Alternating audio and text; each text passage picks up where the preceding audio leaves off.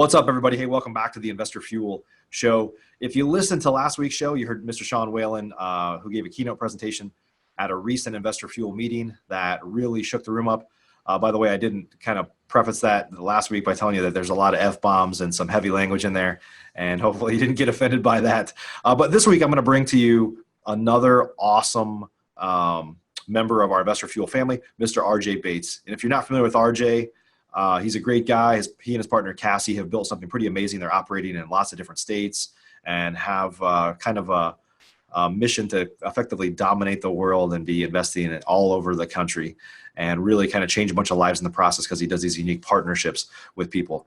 He shared a keynote presentation with us last year at Investor Fuel. It was a moving kind of presentation on how he got to where he is, very much a kind of rags to riches story, like coasting on fumes, to going to absolutely crushing it in real estate investing, and just real down to earth. And they pretty much share everything that is laid out on the table. So it was a powerful presentations. There were definitely some watery eyes in the crowd when he was sharing some of his stories. And I think you're going to get a lot of value out of it. So I hope you enjoy it. Let's go ahead and jump in.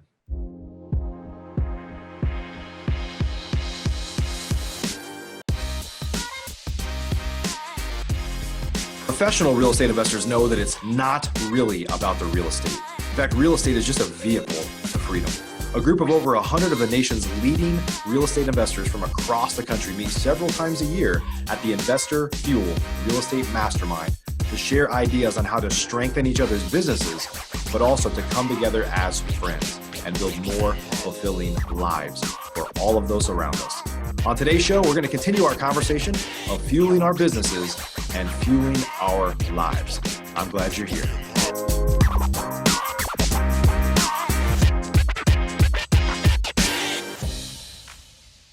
A couple of years have gone from wanting to be a real estate investor to launching out into lots of markets. And how many rehabs you got going on right now? About 50 plus. 50 rehabs going on right now in markets, including Alaska and Hawaii. This guy's like, they're all over the place. So he said his name tag says nationwide. We said it should say next year it's going to say worldwide, but domination.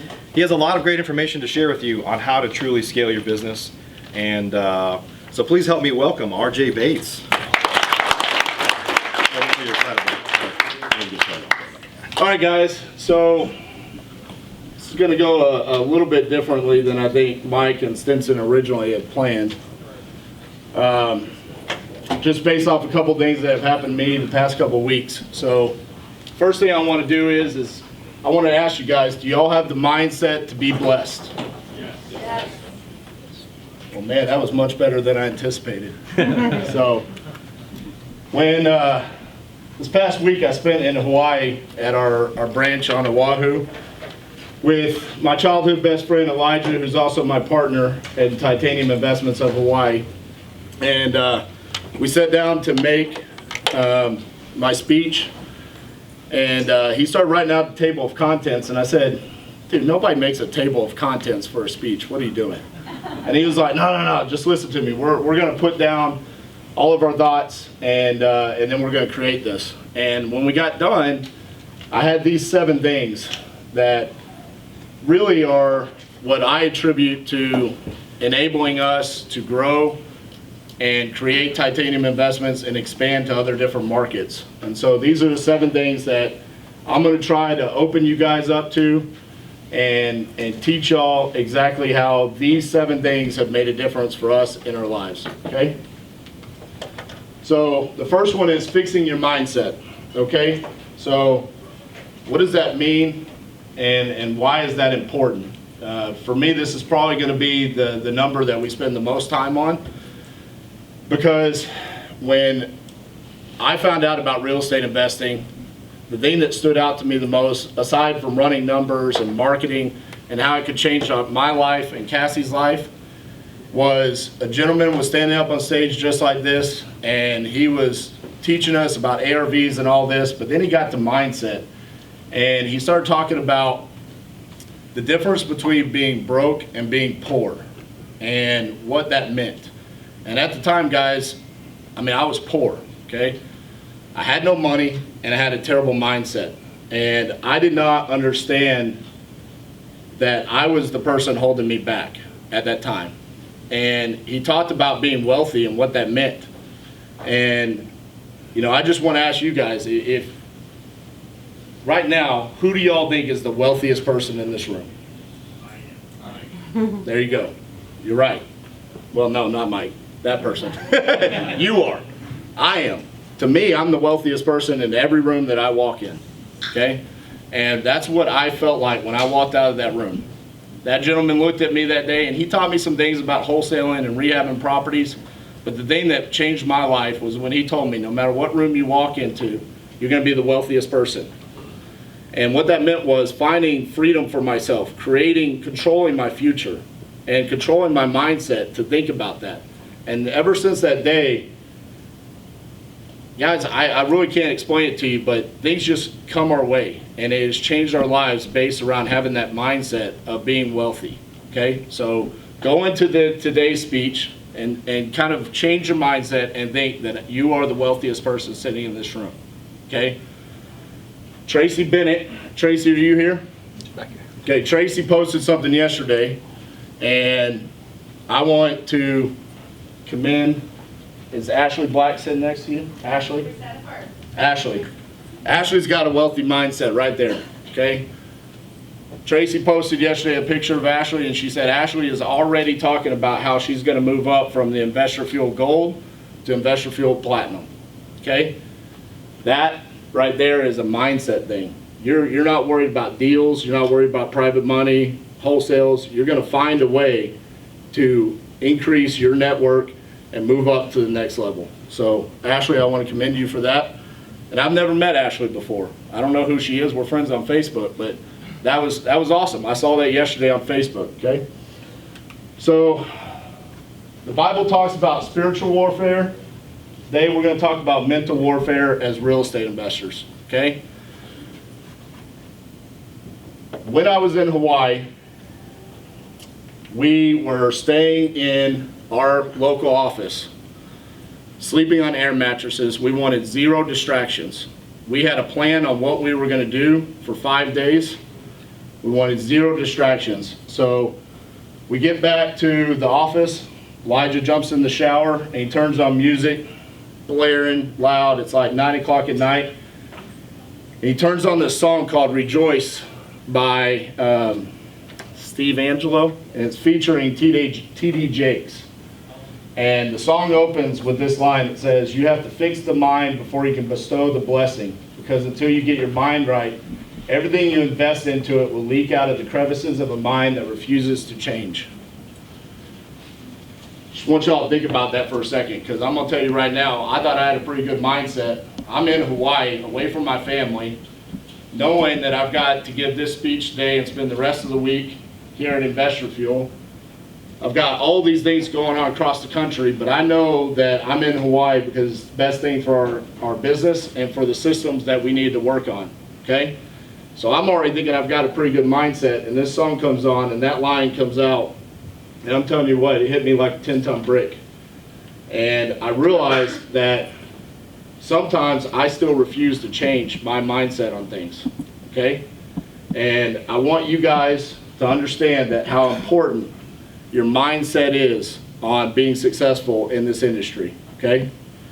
So I know I'm going to hit y'all over the head about mindset for the next 88 minutes, okay? But this is how important it is to me and what we do at Titanium Investments. Okay, so now I've got a following on Facebook. I've got my own podcast. I get up and I get to do speeches like this, not very often. This is probably going to be the longest one I've ever done. But I get people all the time that send me Facebook Messenger messages, text messages, phone calls. And the number one question I get is, how do you do what you're doing? And then they sit there and they tell me how they understand everything that I understand, but what's holding them back is analysis paralysis. Literally, guys, I'm talking about multiple messages a day. And about 2 months ago, I got to do the Carrot Cast with Trevor Mock, okay? And we had a great interview. It was a little bit over an hour long. I love Trevor. He's one of the most positive people in the world. And I have a kind of a little quirk that I always do, because the first podcast interview I ever did was with Joe Fairless, and he asked me what's the best way people can contact you, and I gave my cell phone number, and which is definitely not something I recommend you do on a podcast, is give your cell phone number. But I did, and I got multiple phone calls, and I bought 2 properties from that podcast. So ever since then, I'm like, you know what, that's going to be kind of like one of my weird quirks. I'm going to give my cell phone number out when I do podcast interviews. So I gave my cell phone number out on the Carrot Cast, and a gentleman called me one morning about 2 weeks after the interview went live, and it was 8 o'clock in the morning, and it was a 972 number, and I'm like, I don't know who this is, but I don't have any reason not to answer. So I answered it, and it was a gentleman that said, is this the RJ Bates? And I said, yes. And he goes, man, I just listened to your interview on the Carrot Cast. Can I ask you some questions? I said, I laughed, and I said, that's right, I gave out my cell phone number. And I said, sure, man, what do you got? And he goes, I've got my website ready. I've got boots on the ground. I've got lists. I've got marketing ready to go out. I just need to know, RJ, how can I do what you do?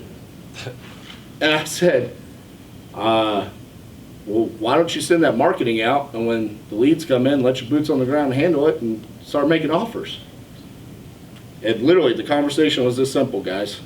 And afterwards, we talked a little bit longer. He goes, you just changed my life, bro.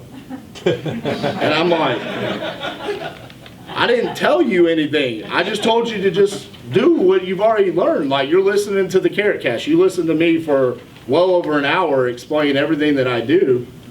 And what's holding you back? And he literally said, he goes, I can't believe it could be this easy. It can't possibly be as easy as you're making it out to be. He said, so I'm just going to send this marketing out, and people are going to call me and tell me they need to sell their house, and I'm going to run numbers, and then I'm going to make an offer, and I'm going to make money. Yes, sir? That's how easy it is. So later on, he went and left a message on Investor Carrot's little Facebook page. Shout out to Trevor Mock and me. And it was just so amazing to me, and I wanted to share that, because if you're struggling with analysis paralysis, my partner, I love her to death, but she struggles with it. This is something I've never struggled with. So you have to get that out of your mind and take action, okay? Fail forward. All right, so inevitably when I'm asked how I do what I do, I always answer with a simple question of, are you willing to do what it takes to get what you want? So this is where I'm going to kind of take some time to explain who I am, who we are at Titanium Investments, and kind of how we got here today. When I was 18 years old, I finished up my senior year of football, and the next morning, Saturday morning, my mom comes in, she wakes me up and she says, football season's over, you got to go get a job, don't come home, or no, you can't come home until you have a job. So I wake up, I'm sore, I can barely move, shower, never had a job before in my life, and I drove around all the neighborhoods applying for every job, and everybody's like, fill out an application, come back. And I'm like, no, y'all don't understand. My mom's crazy. Like, she's not gonna let me come home unless I have a job. So I need to like have an interview right now. And that didn't work until finally I got to Pizza Hut, and I met Clyde Wallace, and I said, no, Clyde, I'm really not gonna be able to go home. I need to have an interview right now. And so he asked me a couple questions, and he said, okay, you can be a delivery driver. So that's when I'm 18 years old, and I didn't leave Pizza Hut for 8 years.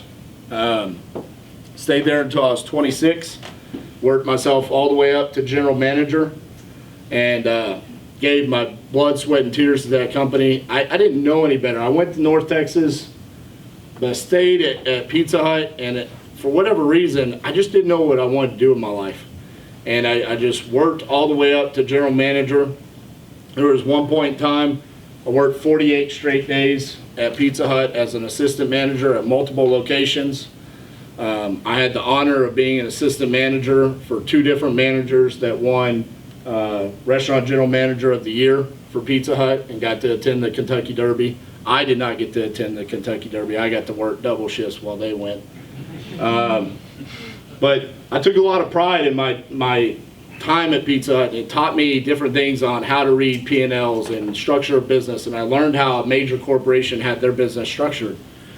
And one day I'm running the Pizza Hut right over here by TCU, and a gentleman from Jacksonville, Florida comes in from corporate, and he walks my restaurant. Never met him before in my life, and walked it for about 5 minutes and said, can you come with me?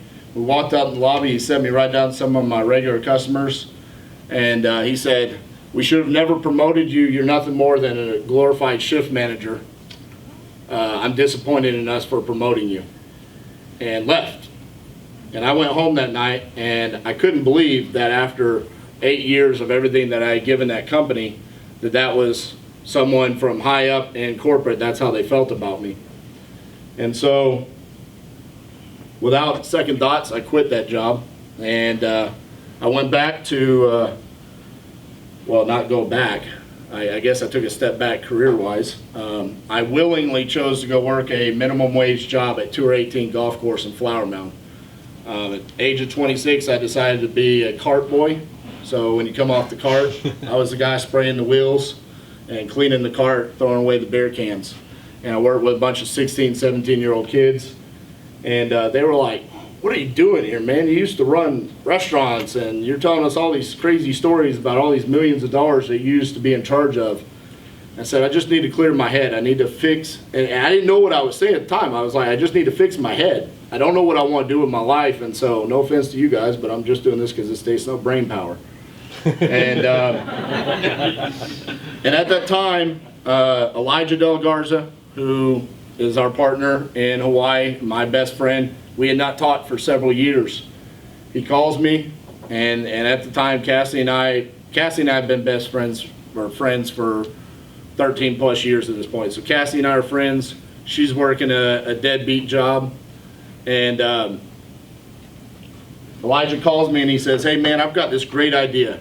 This company called Exact Claims, and we got multiple clients, but we need someone who knows how to run a business, and I want you to work it. And I said, okay, how much does the job pay? $500 a week plus an opportunity at commission.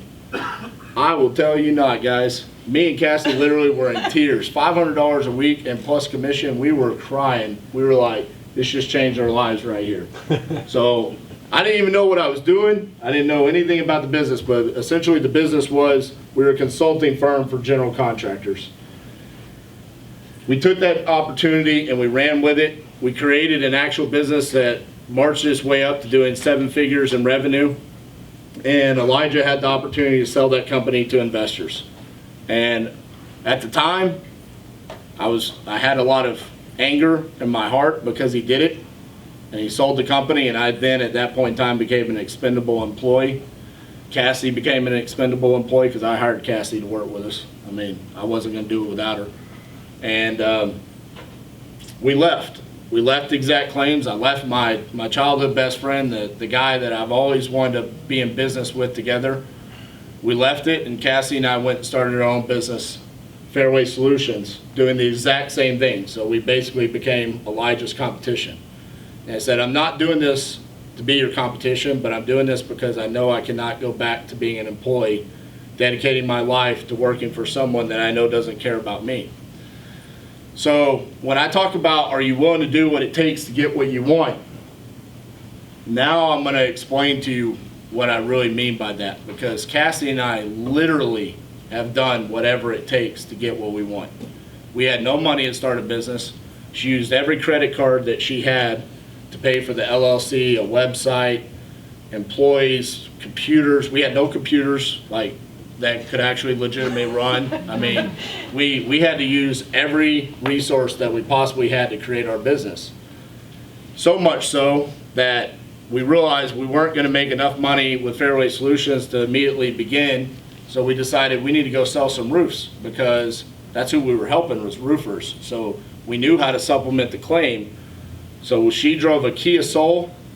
We went and door knocked over by SMU in Dallas, which is some of the nicest neighborhoods in DFW.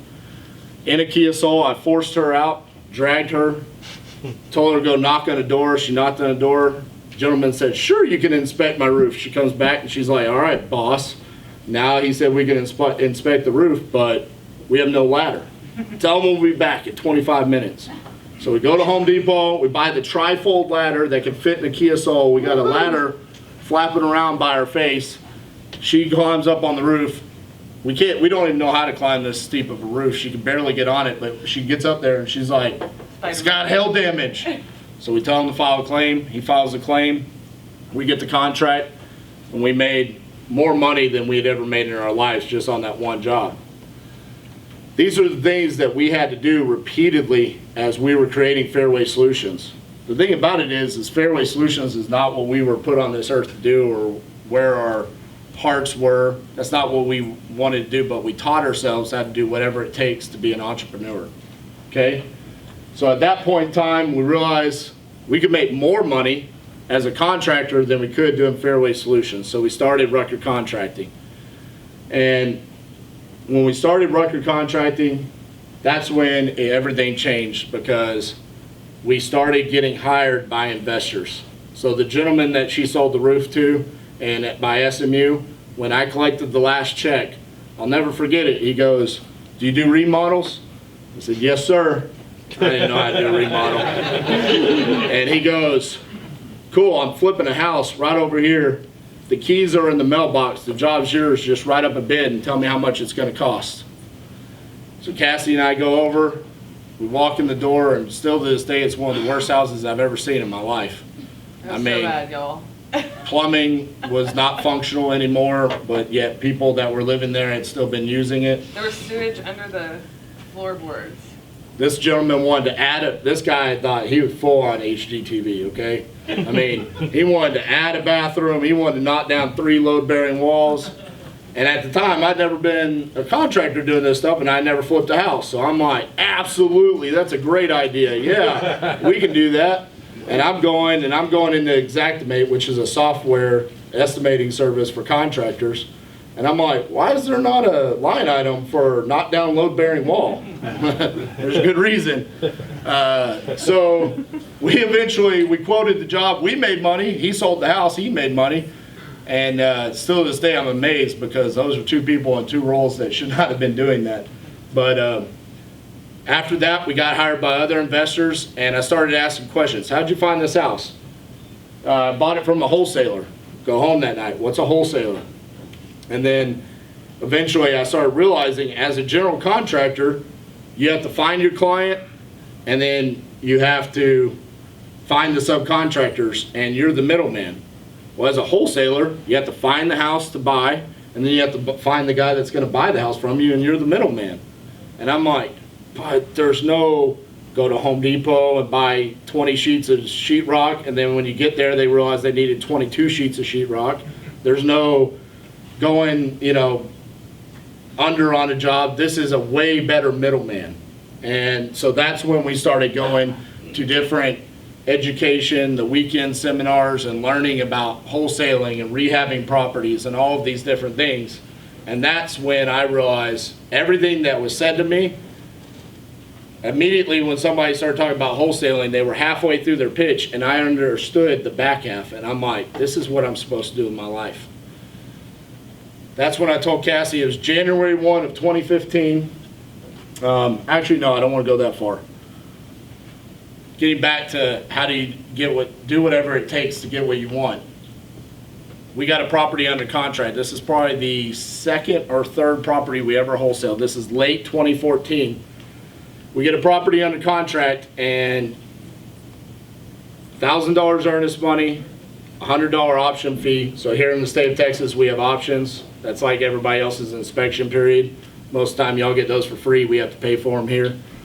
So $1,100 we had to deposit. And I remember when we got under contract, I tell Cassie, we got a property under contract. She's like, that's amazing. And I'm like, the bad news is when we deposit earnest money and option money, that leaves us with $11 in all of our bank accounts. And Legit. and she's like, I'm like, you're a madman. And she's like, well, how far away is closing? And I think it was either 14 or 21 days. And by the way, we didn't have a buyer. So it was like, so I just need you to trust me. We're going to deposit this $1,100. I will find someone to buy this house. And I think I can sell it for $11,000 profit. So we'll go from $11 to $11,000. This is a big jump. We need to do this. And so we did it, and for the life of me, I still don't know how we actually survived, because it was me, my family, her. We all lived off of those $11, and we had no credit because we had maxed out all the credit cards. That's how we got started. We weren't paying them down because we weren't making any money. So we literally went all in on that moment, and we made $11,000. January 1 of 2015 is when I told her, we're cutting off record contracting, we're not doing it anymore, we're going all in on real estate investing. And that's when it all took off. That year, we did $750,000 in wholesale fees, and every year we've had year-over-year growth. At this point in time, we own a little bit over 100 rental properties across the country. We'll probably do, I keep saying we're probably going to do over $2 million this year, but based off of our new system, if we do everything right, we'll eclipse $3.5 million this year in revenue. And so that's what I'm talking about. Are you willing to do what it takes to get what you want, guys? And I don't want to beat it in a dead horse. I know I'm up here to talk about systems and processes, but I'm going to tell you right now, the one thing that I can attribute everything that we've been able to do at Titanium Investments has been directly around my mindset and Cassie's mindset on doing whatever it takes to get what you want, okay? So moving forward, the next thing I want to talk about is logic over emotion. How am I doing on time? You were only 27 minutes. 27 minutes. An hour, brother. I got an hour. Hey, don't worry, there'll be plenty of questions. All right, so, logic over emotion. Emotional decisions in business equal losses without learning. Okay, so what I want to explain here is my biggest failure. Okay, so we had this, what I thought was a great employee that was working for us. Her name was Faith Goodall, and she was a Faith Goodall. That's her name. Okay. In case you think you have a great employee named Faith Goodall, no, just playing. You don't. So her job was property analyst. She was finding properties for us. She found us a property in San Antonio, and we were going to wholesale it. And I couldn't wholesale it. I couldn't find a buyer because apparently I didn't know the right people in San Antonio at the time. We'll get to that later. But we're both sides. Sorry, guys. Apparently I don't like y'all over here. But Who's the boss? yeah, who is the boss around here? I'm able to hear you as well. So Faith Goodall finds this property. We can't find a buyer for it, and I come up with an emotional decision, which is we're just going to take this property down ourselves and rehab it. Now, mind you, we had only flipped one house ever in our entire career, and we're going to now flip a house in San Antonio, Texas without any contacts, so few contacts, we can't even wholesale a property down there. We're going to take it down and we're going to virtually rehab this property. The reason why I want to do this is because I wanted to make sure that Faith got her commission and we kept the very good employee that I thought we had happy. This was not a very logical decision. This is a very emotional decision. We lost over 6 figures on this deal, and it took us, well, up until about a month ago to sell it. We did turn it into an Airbnb for a while to kind of soften the blow a little bit. But the reason why I bring up this story is because I directly correlate our ability to expand to places like Hawaii and Alaska and all the other different states to this experience. I made an emotional decision, and that's why we lost, because there was no logic behind it. But over the course of time, I took that loss and I learned from it, and I figured out this is the mistake that we made. When we took down this property, we didn't have these systems lined up. We didn't have the proper, and for every business it's going to be different. For us it was, we didn't have the trusted boots on the ground. We didn't have the right systems in place to hold contractors accountable. And these are the reasons why we lost on that deal, because I made a very emotional decision. But in the end, I look back and I give that property, 221 Carolina Street, I'll never forget that stupid address, but I give that all the credit for our ability to now do things in some of the most remote locations on the planet. So while I was in Hawaii last week, I got to meet a gentleman by the name of Jeffrey Joseph. And Jeffrey is Elijah's partner in his roofing company. And Jeffrey is like the OG gangster of Hawaii, okay? I mean, he's straight up gangster. And he comes up to me and he says, come here, son, I want to talk to you. He pulls me out, and we're standing on the balcony. And he talked for a long time. And a lot of it was very impactful, but one thing he said is you have to lose before you learn to win. If you're afraid to lose, you will never win. And I started thinking about, I have my podcast and I've interviewed several people in this room.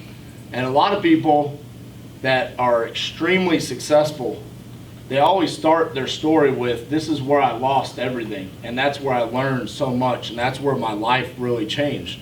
And I mean, if you listen to what I'm talking about today, our story, we were down to $11. There's things that I didn't go into, but at the end of 2012, I lost my dad a month after I started my company and a month before my son was born. I had a niece that was diagnosed with leukemia. These are the moments, going down to $11 in your bank account. All of these moments were what most people would consider a traumatic loss in their life. But I look at those that they emotionally changed me and changed my mindset on what's important in my life. And that's what enabled us to achieve some of the victories that we have, okay? We're gonna skip past that. I had one more thing for you, but we're gonna skip that because I wanna go and let go of the past. So, the first is that experience that I had at Pizza Hut and the failed experiences that I had at Exact Claims and Fairway Solutions. So these are all the companies that I work for. Even Fairway Solutions, I look at as, even though we learned a lot, this was also a failure for me and Cassi. And it really, it was hard for us for a while to let go of because we're not people that lose very easily. Like, it doesn't come naturally to us. We give so much, we work so hard, and some of these comments that we used to say to each other, I remember there would be times where things weren't going right in the business, and I would look at Cassie and I would say, well, it's because you didn't do this or you didn't do that. And she was like, her answer would always be, but I'm doing everything that I possibly can. I'm working so hard. And maybe some of y'all are in this room kind of feeling that, where it's like, I'm doing everything I possibly can. What you have to understand is you have to kind of forgive yourself, learn from those mistakes, and don't harbor the hard feelings that you either have for yourself or for your partner. How many people in here have partners? So majority of the room, right? How often, when things aren't going right, do you take things out on your partner? Come on, y'all need to be one honest person in the room. Even if you don't mean to, sometimes it just kind of slips out of you, and it's an emotional thing, right? But if you logically look back at it, like what was the last thing we just talked about? Logic over emotion. Like when I look at it logically, I'm like, there's no way in the world I should ever blame Cassie for anything. Like, she literally will do whatever it takes for us to succeed. We just recently had a property that she worked 48 hours straight on to get it ready for an open house. That's no joke, guys. 48 straight hours. Not a good example of things you should be doing. But it's doing whatever it takes, right? And so for me to emotionally, blast her for something because we're not being successful, we have to let go of the past and make logical decisions over emotional decisions, okay? Creating company culture. Who here feels like they have a unique company culture? Like something that you can say, all right, what's unique about your company culture? I feel like we're easygoing, but we're tough on the people that need to have the shit beat out of them sometimes. Okay. What about you? I just say we're small. It's me and my daughter, but it's very family culture, and we're able to relate to people really well in personal life. So let me ask you this: if we brought employees in here from your company, would they feel the same way about your company culture as you do? I believe so. I think so, yeah. Cool.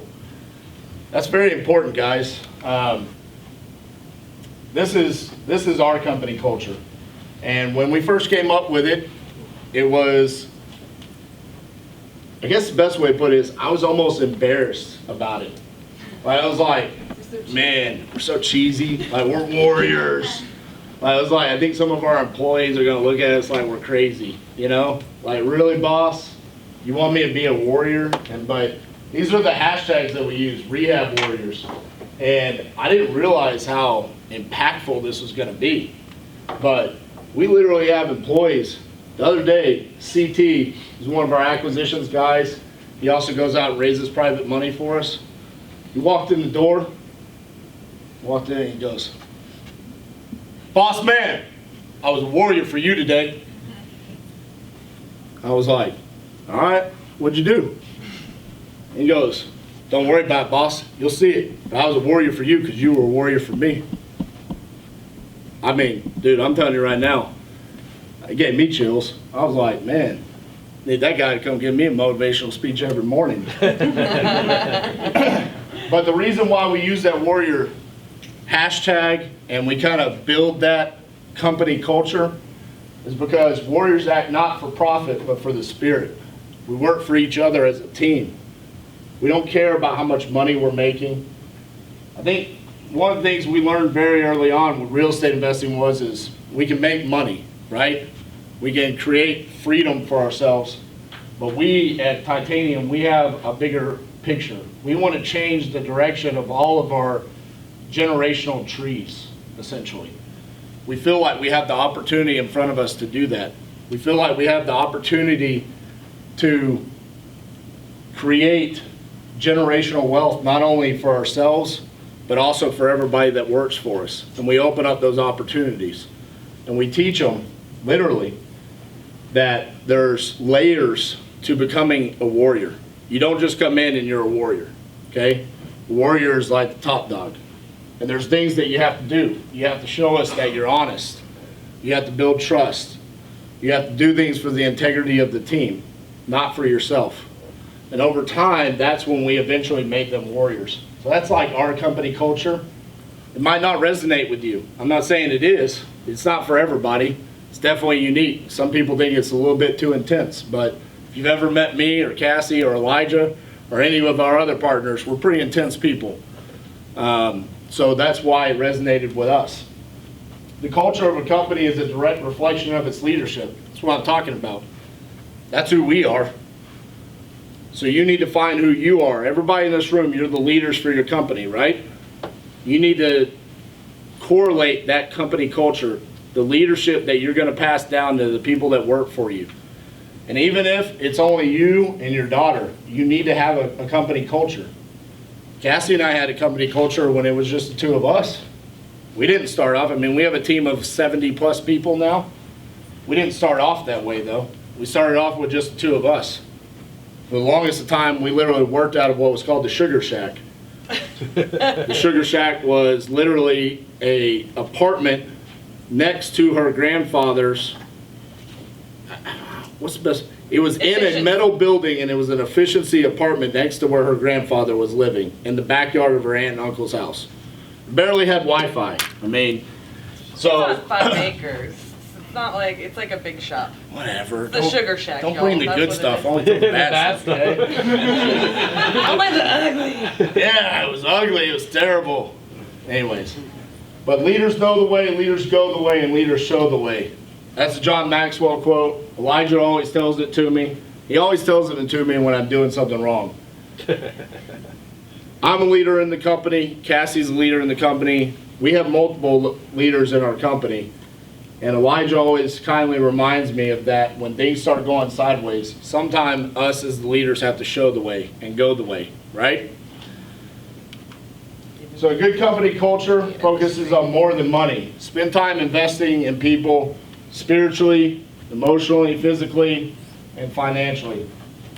So I directly correlate what happened with CT the other day to the fact that we have we've invested time in him more than just training him to be an employee of ours and teaching him what to do in our company. We have spent time working with him emotionally and how to grow as a man, how to be a better husband to his wife, how to be a better father. We're not saying we're perfect. I mean, I'm definitely not the most perfect dad in the world or the most perfect business person, but sometimes just having conversations with one of your employees about these things, that's a part of building a company culture. And to see, we have multiple, I mean, I had Bill do it to me the other day, another acquisitions guy. I mean, he came up to me and he was so excited for what he had done that day for the company. Yes, he's gonna make money off of it, but you really see the difference. And someone that really, truly is going out there and bleeding for your company because they know it's more than just about making money, okay? Build a brand. So this is probably going to be the one that I spend the most time on. We're going to do some fun things. Elijah told me I had to keep this in there. I'm pretty sure this is a quote he came up with himself, and I'm not even sure I even want to read it off. So I'll just let you guys read it. I don't even know if it makes sense It or not. was late. Yeah, this is when we were hitting the 2 a.m. mark right here. Anyways, I'll let all y'all know he got a very half-hearted laugh. So, all right, build a brand. What is your story? Identify your story and what makes your company special. In combination with your company culture, you will brand yourself with abundance. All right, how do I know Ashley Black? How do I know you? You, Ashley. Through Tracy, right? So what was Tracy doing yesterday that introduced me to Ashley? She posted on Facebook about being where? At Investor Fuel. What is that doing for Tracy? That's branding herself. That's networking. She connected to you by tagging you. She connected herself with Stinson and Hannah and Mike and Investor Fuel. Everybody knew what Tracy was doing yesterday, okay? Building a brand is so important, guys, and it's literally free to do nowadays. I didn't realize this for the longest time. Back in the day, y'all, if any of y'all follow me on Facebook, y'all are gonna laugh about this, but there was a point in time where I told Cassie, Facebook's stupid. Why do you waste your time on that? Make fun of me. That is so dumb. I cannot believe you're wasting your time with that. Now, 5,000 Facebook friends. How many people in here have 5,000 Facebook friends? Big So, We're tight. what, like 3 people? Guys, it's free to have 5,000 Facebook friends. Absolutely free. Doesn't even take that long. So, the reason why it's important to get to that number is because you're expanding your network of people, your reach to people. Why is that important? Well, I beg to say we have the smallest marketing budget in this entire room out of everybody. But I'm probably doing more deals than 95% of you. And I could directly correlate that to our reach on Facebook. Okay, so let that sink in. I do a podcast for free. I have Facebook friends. I get deals brought to me daily through Facebook Messenger, Facebook comments, text messages. I do crazy things like put my cell phone number on podcasts when people call me. That's insane. Last month, are y'all ready? How many deals did we close on? 48? Yes.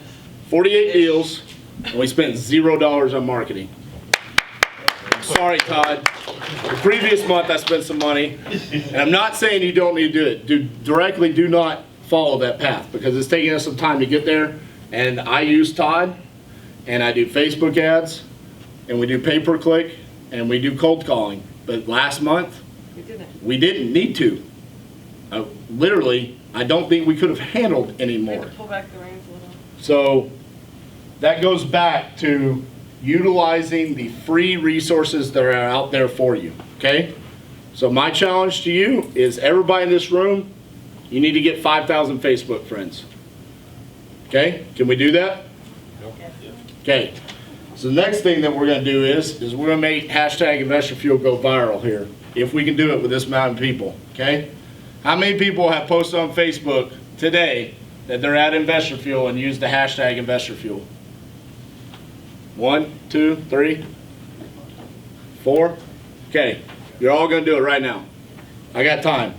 Take a picture of somebody, post it right now, hashtag Investor Fuel. Sure, you can do whatever you want. How much time we got? You got 45 minutes, brother.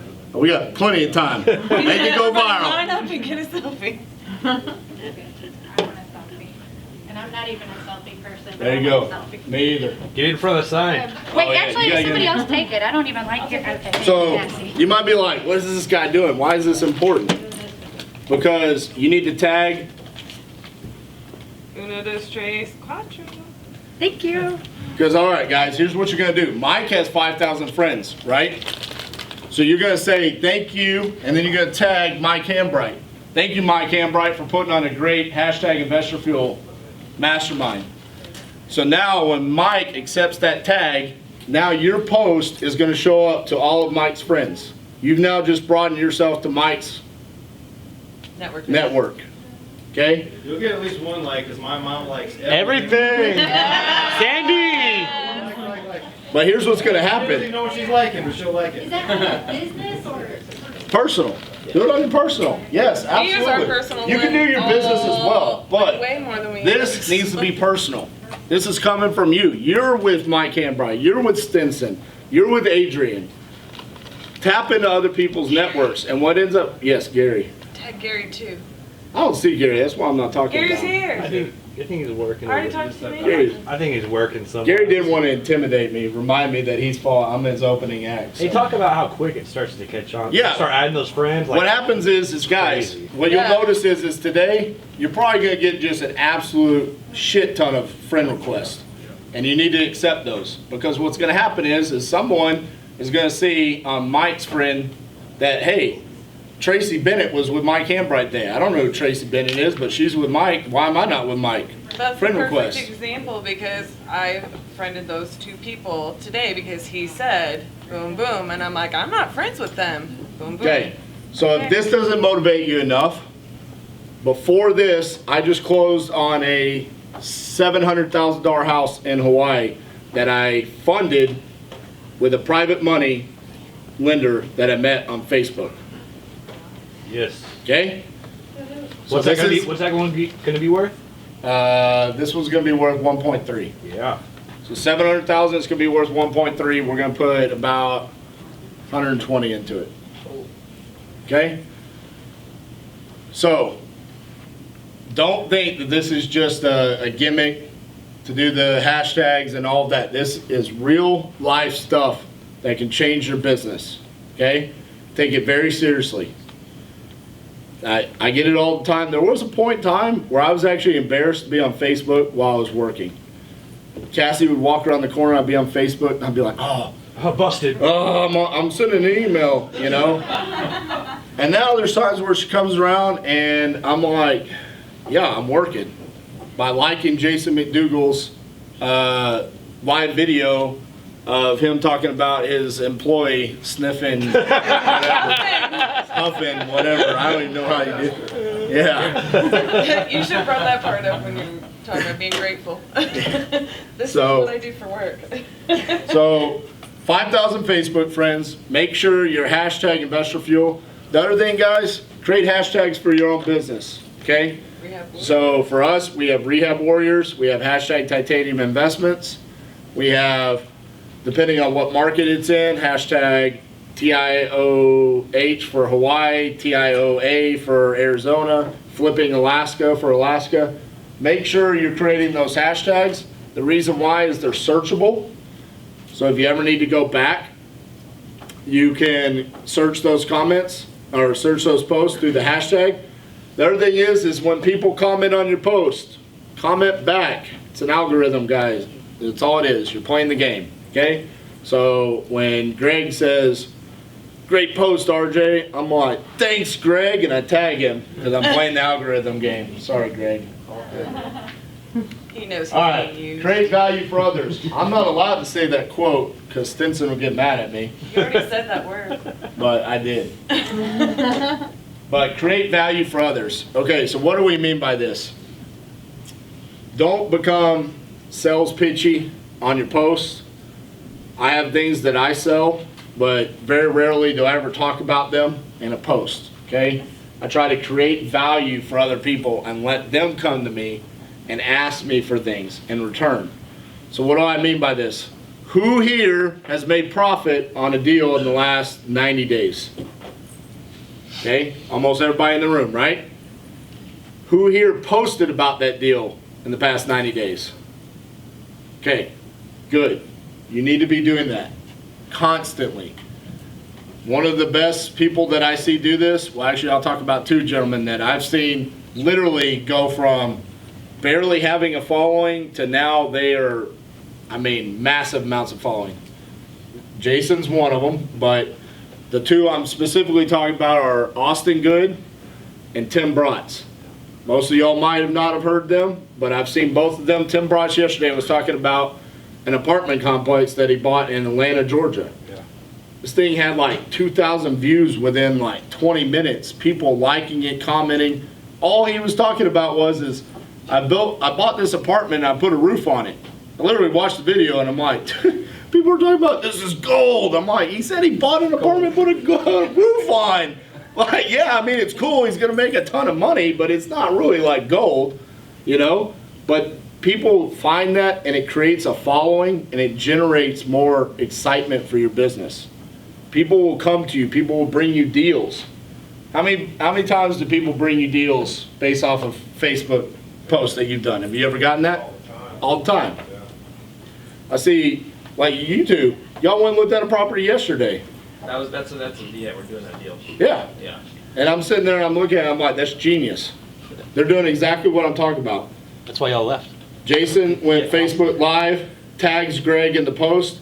He's got hashtag next era and hashtag velocity House buyers. house Yeah. buyers. It's exactly what I'm talking about. Boom, lay down. Everybody looks at that. I look at it and I'm like, what is happening here? I met Greg at the same mastermind Jason met him. Why is he doing deals with Jason? I was mad. I'm mad. Yeah. See the world come together, man. We'll send out the royalty check. Yeah. But that's what I'm talking about right there. It creates value for other people. Other people that aren't in real estate investing sometimes will look at this and they're so inspired they want to learn about it. I get it all the time. I have a childhood, she wasn't even a friend. We just happened to go to the same school. You couldn't remember what she looked like. She called me the other day. I don't even know how she got my phone number. Maybe she listened to the Carrot Cast. All right? But she called me and she said, hey, RJ, I've got $100,000 to invest with you. Hi, Becca. I remember you. Yeah. Man, this is awesome. That was all because of Facebook, okay?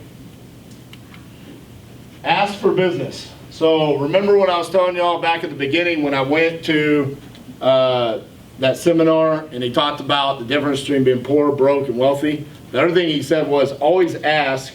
If you don't, the answer is always no. And I was like, oh, yes, my life has changed. Because there's so many times that I'm actually embarrassed to ask, if that makes sense. And so what I want to explain to you guys is I definitely do not want you to go to someone, if you want them to be a private money lender, and say, hey, will you give me $200,000? That's probably not going to work. That's a little bit abrasive and it's going to scare people. But you can subliminally, especially using social media, put it out there. Hey guys, check out this house that I just took down and I bought it for $100,000. I put $50,000 into it and I sold it for $300,000. I did all this with none of my own money. Ask me how you can be a part of it. Boom. Something along those lines. It's not perfect. What's up? I raise private money on social media, like on Instagram stories. I always post like what I'm doing, and I also do these like book reviews now. Yep. And I read a ton of books, so I figured I'll put out a 10-minute book review. It takes me 10 minutes to type it, do the video, and I got people, dude, those book reviews are crazy, man. Like, holy crap, I bought it, and now I'm like, holy shit, like this is crazy. So Right. I can attest to that 100%, Yes. dude. It's insane. It makes that- no sense. It doesn't even, like, I can't wrap my head around That takes you 10 minutes and it's free. Free. Free. Because you're adding But value. I'm planting seeds, yeah, you're planting seeds. adding Yeah. value, you're planting seeds. Yeah. They And you need some time filler. I don't remember, like a couple of weeks ago, there was some dude posting some BS, and you came in there, and you're like, hey man, you're posting another BS course. Right. And you don't need to do that. And you guys kind of bickered back and forth. Yeah. Oh, yeah. And I followed it, and then people were buying your product. You never Straight pitched up. your product. Never and, once. and you go, hey, somebody was like, if you had a product, I'd buy it. And you put a link, and it came back, it's like, boom, Absolutely. you bought it. You didn't pitch anything. This fool had a Photoshop picture of him in front of a helicopter. Yeah, man. Like this. And he's telling how to use Facebook ads to find motivated sellers. And Somebody else tagged I us literally in it. pulled up to my house and I was like, as I saw it, I pull up to my house and I'm like, I got this house through a Facebook ad. So I like park my car, walk out front and I take a selfie of myself and I'm like, and I was like, here's how you can actually buy a house, or here's a house I actually bought from Facebook ads, not a picture of me in front of a Photoshop helicopter.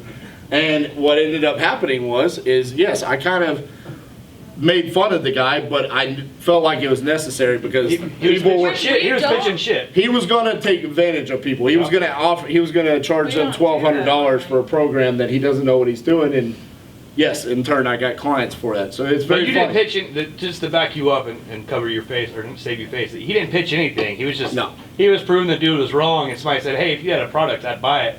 He threw a link up, and a couple people bought it. Yeah. Like, hey, if you're asking for it, like, That's funny, man. yeah. So Why don't you give him the investor fuel link, dude? Now accepting applications. I'll make sure to do that. Hold you to it. Another thing I want to talk about is on Facebook, when you're sharing value, okay, make sure you share your victories and your losses, okay? Nobody wants to hear about, hey, I'm taking over the world, I'm making $5 billion and all this crap, always. Sometimes you need to talk about the struggles within your business. It makes you more human, makes you more real, okay? And especially nowadays with how popular social media is, it's refreshing to see somebody talk about, hey, today at work, not everything went perfectly. My Today- employee was huffing. Right, exactly. Is that not one of the most popular posts that you've ever done about your employee? Yeah.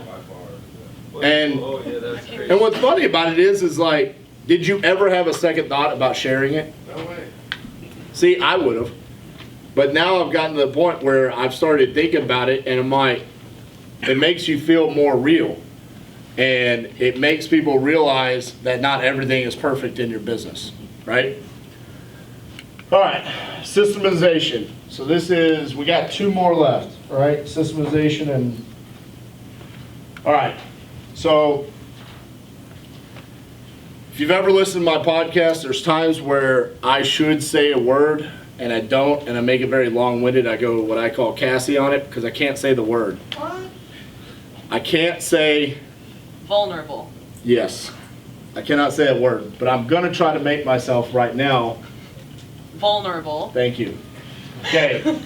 I'm not very good Just at say it, creating it's so funny. vulnerable. Isn't it the cutest thing? Anyway. We got that on camera, bro. Yeah, I know. All right, if you fail to plan, then plan to fail. Okay, so I'm not very good at creating systems. I've now definitely realized that my role in Titanium Investments is creating chaos. Like, I go in and I'm like, hey, I just interviewed this guy and he's got this great strategy on Airbnbs in Mexico and we're gonna do it. And she's like, what? No.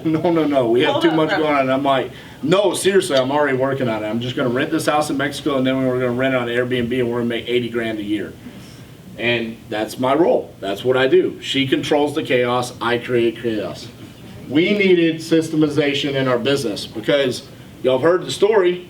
I mean, we started from nothing. We didn't have systems. We just went out and we just started blowing and going. And next thing you know, we look back, I'll never forget the day. I was like, someone said, hey RJ, you should go on Google Maps and drop a pin on every house that you've ever wholesaled or rented or flipped or anything. I'm like, that's a great idea. So I went and did it, and when I got done, I was like, Cassi, we've done 100 houses. It doesn't feel that way. It feels like we've done like 10. If you've never done that before, and you're not too far along in your journey, you should definitely do it. It's really cool to see. So we knew that we had to create systems in our business, right? We learned this when we made that emotional decision in San Antonio. We need to fix things. So what is a system? A set of connected things or parts forming a complex whole, in particular a set of principles or procedures according to which something's done, an organized scheme or method. So a lot of times people think about this and they're like, I don't need a system, I got Podio, or I use CallRail, or whatever the different systems are that we use. This is not what I'm talking about. What I'm talking about is from start to finish, everything in your business needs to have a way that it is done. So every good system, you need accountability, quantification, and qualification, okay? These are things that we lack for a very long time. Are there checks and balances to keep people on task and performing well? How many people here have employees that work for them? Okay? Do you have checks and balances in place for those people? Todd, did you hire a COO? No. Well, yes, but they quit early. What did you do, Todd? What did you do? I promoted a guy with it. He was one of my kind of just a really, he had a lot of ambition. And he was kind of my details guy. And I said, you know what, let's try it. Right. And 2 weeks into it, everything he came back to me with, well, how do I do this? How do I do this? I said, look, at some point, you're going to have to Right. figure it out, and we'll evaluate after you do it. You got to do that. Next 2 weeks, couldn't do it. Okay, buddy, I think your role was perfect for where you're at. We got to put you here. Okay, we don't want to. And then the next day. So, all right, let me pick on you for a second. Because we struggle with the exact same thing, right? We have this great idea, and we might have the right person, and then we plug them in, and then they're like, RJ, I don't know system. It was, I did it. I didn't need a system. I tell her all the time, I'm like, I don't need to work in the system. I got it all right here. Seriously, you can ask me about a property we bought like 3 years ago. It could be a wholesale property. I'd be like, we bought it for this much, the estimated rehab was this, and the ARV was this. He has a memory like nobody I else. have a would real know. problem. It needs to eventually dump out.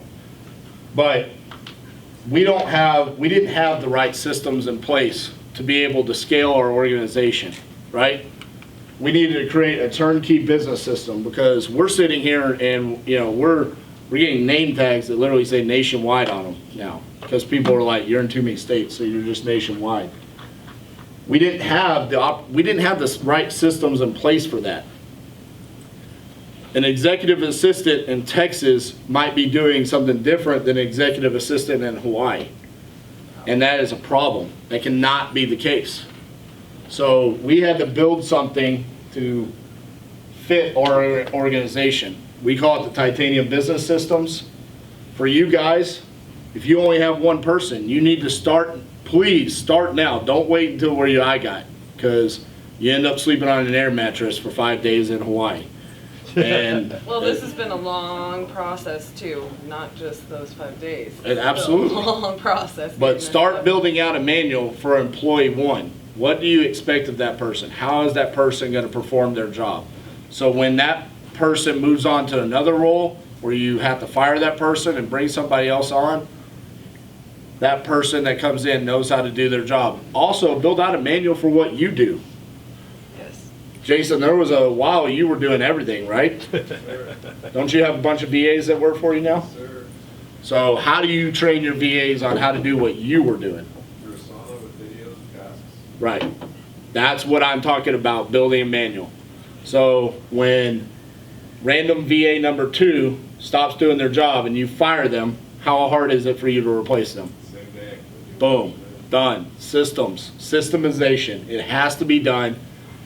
You have to, don't wait until you're way down the path and you've got 70 people working for you, because by God, it's not fun. Okay? So learn from what Jason's done right there. Use Asana, build videos, build manuals, create your business to be turnkey without you. Okay? Because at some point in time, you're going to look back and you're going to be like, I'm in the business and I need to get out of it.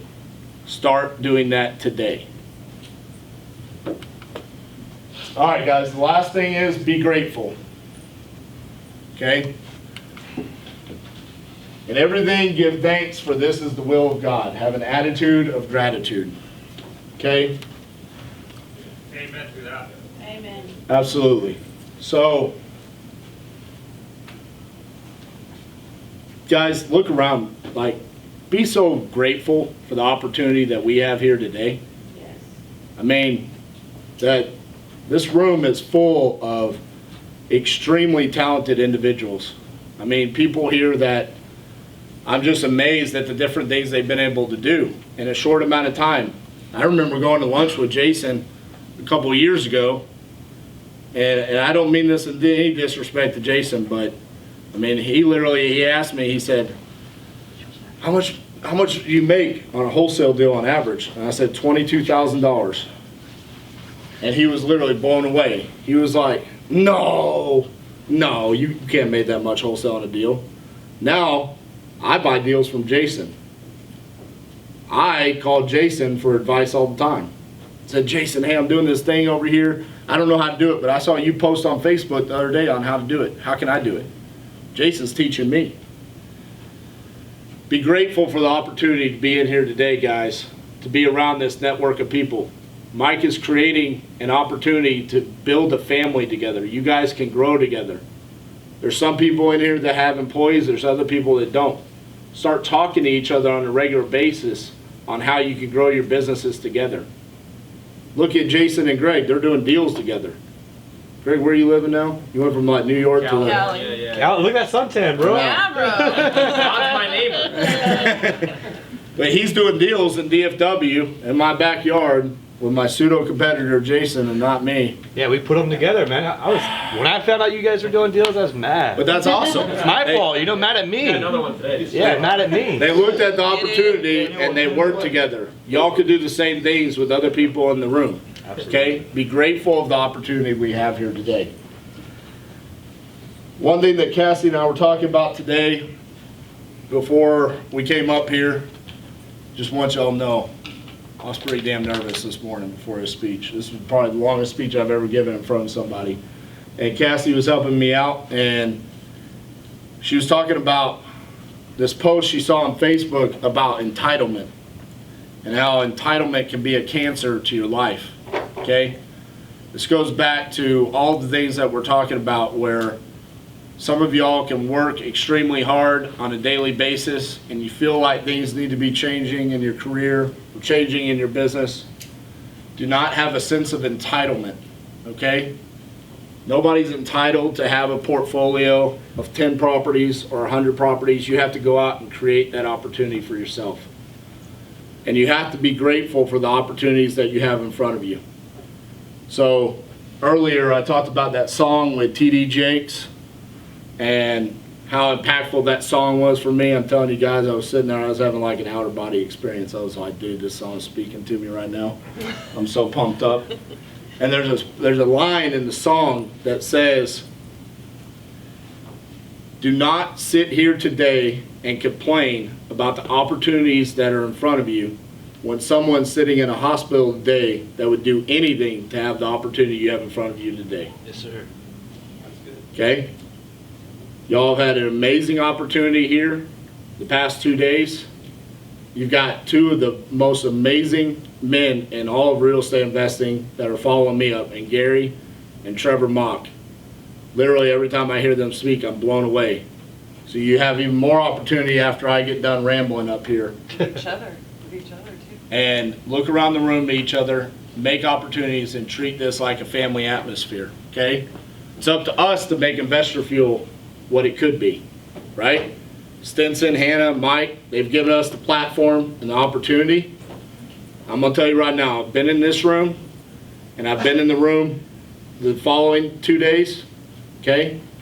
And there's one thing that separates this room from the other room, and it's the amount of community, family atmosphere, and the mindset, okay?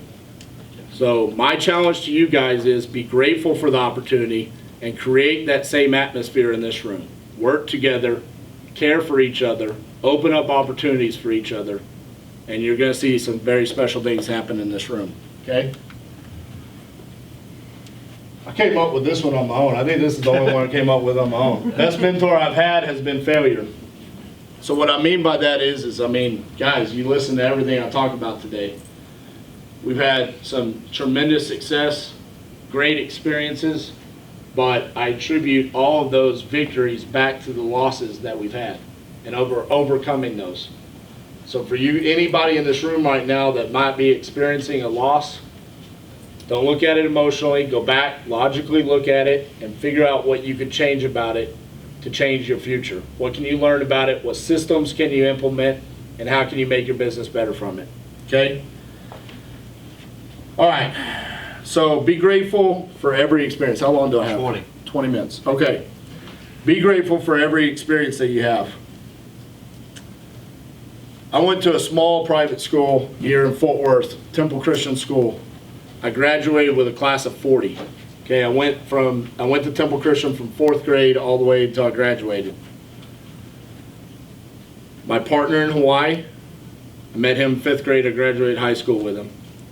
My partner in Alaska, I went to school with him at Temple. My partner in Alabama, I went to high school with. Every experience that you have can be an opportunity.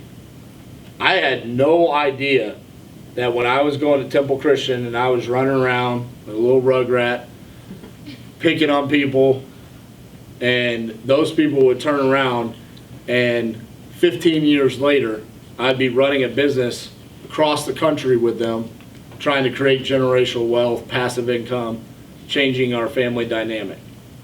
Today, there could be someone sitting in this room that could be your future partner in another market, just like Greg and Jason were a couple, 6 months ago? Yeah. Now they're doing business together, okay? So be grateful for every opportunity you have, if it's good, bad, or what. Another thing about Temple Christian is I have 2 private money lenders from Temple Christian that were my coaches. One was my football coach, one was my baseball coach. They now passively invest with us on different deals. And I had the opportunity to go back to Temple to teach a real estate investing course to the seniors. And I had some pretty awesome conversations with both of those coaches. And both of them were football coaches. One was the head coach and one was the assistant coach. And our sophomore year, my sophomore year and my junior year combined, we had 0 wins. Okay? We had 24 losses. And my football coach looked at me and he said, "You know why I have no problem giving you my money?" He said, "Because in baseball, we won 2 state championships, our junior year and our senior year." He said, "You did not act any different during football season when we didn't win a game to baseball season when you won a state championship." He said, "You were always the same person. You always handled the responsibility the same way, and you attacked it with the same mindset. Even though you were winning over here and you were losing over here, you treated it with the same respect." Dude, I was in tears. I was like, man, I was a 17-year-old. I was just mad that we were losing football games, but he saw something in me. So be grateful for every opportunity that you have. Embrace those experiences. You never know what's going to come from them. Okay? Last couple things. I think we were just brainstorming when we got to numbers 5 and 6 here, Cassie. What did we say? We got a couple things here. Stress is a choice, and winning is a state of mind. That's pretty much all Oh, we you were got about supposed to throw those. those in earlier. You just wrote them down. All right, guys, my gifts to y'all. Well, first and foremost, I gotta give you all my phone number, right? Since now I'm giving public speeches, I'm just gonna start adding that in there. So there's my phone number. Anybody can call me. If you call me for a dumb reason, though, I'm just letting y'all know. I will let y'all know it's dumb and I gotta go. That's my email. Free month of Titanium Digital Marketing. Promo code InvestorFuel. Okay, that's our program. And we teach y'all how to use Facebook ads, pay-per-click, retargeting to find motivated sellers. You can sign up. You can use that promo code. I'm sorry if that's not allowed, but I did it. That's cool, man. But I did it. Use that promo code and y'all get a free month, okay? The other thing is, I challenge y'all to get 5,000 Facebook friends. I challenge y'all to do the Facebook posts. It's 7 minutes, guys, and even if you just laugh at me, just listen to it once. Listen to that song Rejoice by Steve Angelo featuring TD Jakes. I literally. Do it in the morning. It's the best time. Bro, listen up in the morning, crack that thing. It's got to be loud though, okay?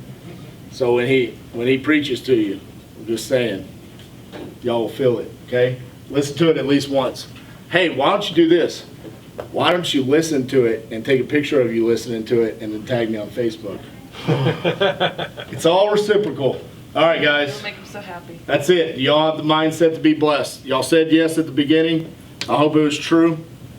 Does anybody have any questions for me before I finish up?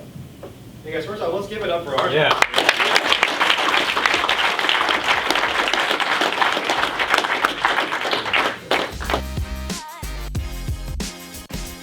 Are you an active real estate investor?